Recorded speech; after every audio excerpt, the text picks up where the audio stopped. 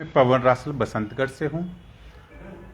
पिछले दिनों जब डीडीसी चुनाव हुआ बसंतगढ़ पूरे जम्मू के अंदर ही, तो चुनाव से एक दो दिन पहले भारतीय जनता पार्टी के यूटी अध्यक्ष जो हैं अरविंद राणा और उसके साथ ही रामनगर के एक्स विधायक आर.एस. पठानिया, इन दोनों का टूर था बसंतगढ़ एरिया में। तो हमारे लोग वहाँ इकट्ठे हुए गन टॉप में।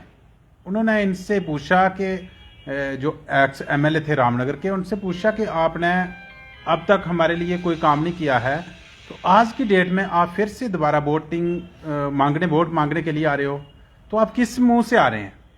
हमने उनकी पूरी नाकामियां जो थी इनके यूटी अध्यक्ष के सामने रखी। इन्होंने वहाँ पे एक रसलिक देर मॉडल विलेज का फाउंडेशन स्टोन लगाया था 2015-16 में शायद। तो इन्होंने कहा कि इसमें आपको 10 करोड़ से ज़्यादा पैसा जो है आपके विलेज में लगेगा और डेवलपमेंट आपके विलेज की होगी। हमने सोचा कि शायद कि अगर एमएलए साहब बोल रहे हैं तो हमारी डेवलपमेंट होगी, लेकिन देखने में ये आया कि आज तक वहाँ पर 1 रुपये का भी काम नहीं हुआ है। फाउंडेशन स्टोन जैसे था वैसे अभी भी लगा हुआ है वहाँ पे ही, तो कोई काम नहीं हुआ। हमने इनके अध्यक्ष के सामने पूछा कि भाई झूठे आश्वासन देती है भारतीय जनता पार्टी, इतनी पावर में है। तो इन्होंने कहा कि नहीं जी हमने किया। हमने उनको प्रूफ करके दिया कि नहीं किया है, इन्होंने कोई काम नहीं किया है। इन्होंने कहा था हम ब्रिज बनाएंगे जहाँ पे, और इन्होंने कहा कि हम हैंड पंप लगाएंगे। आज की डेट में बसंतगढ़ के अंदर कोई भी इन्होंने काम नहीं किया हुआ है। और जब भी ये जाते हैं बसंतगढ़ में, उसके बाद तो ये ऐसे शर्मिंदा हो गए हैं कि लोगों के सामने जाने लायक नहीं है। हमने अरविंद राणा से भी पूछा कि भाई आपके जो एमएलए हैं जो पुराने काम किए हुए हैं उनके ऊपर भी स्टोन लगा रहे हैं, ये क्यों लगा रहे हैं उनके ऊपर? अगर अपना काम किया हुआ है तो उसको दिखाओ हमें, कोई काम इन्होंने किया है। तो पठानिया जो हमारे विधायक रहे हैं रामनगर से, उनको अपनी ये पता नहीं बेइज्जती समझी उन्होंने या क्या, उनको प्रॉब्लम हो गई। दूसरे दिन मेरी गाड़ी बसंतगढ़ से आ रही थी, तो रास्ते में उनके पीएसओ जो थे उन्होंने मेरी गाड़ी को रोका और बंदूकें ली हुई थी सबके साथ पीएसओ ने, और अपनी एमएलए गाड़ी को आगे ले जाता है, पीएसओ को आगे से टर्न करके भेजता है, मेरी गाड़ी को पकड़ते हैं, रास्ते में मेरा रास्ता भी रोकते हैं। तो उन्होंने मेरे ऊपर गन रखी है कि तू पैंथर पार्टी का चिमचा है, हर्षदेव का चिमचा है, नाम लिया उन्होंने।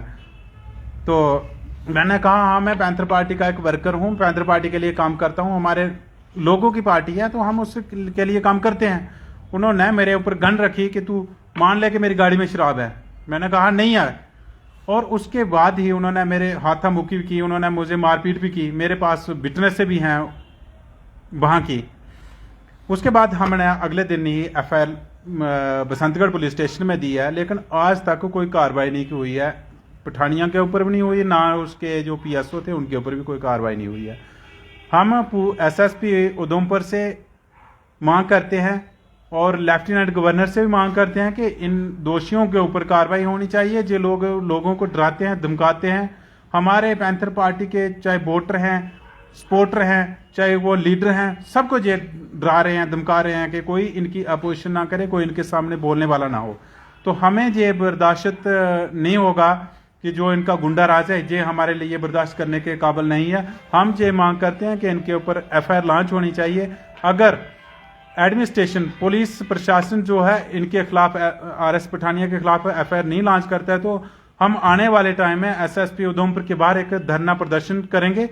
और हम ये इनसे मांग करते हैं, फिर से मांग करते हैं कि इनके खिलाफ एफआईआर होनी चाहिए और इंसाफ मिलना चाहिए।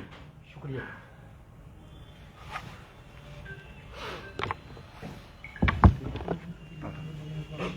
हो गया।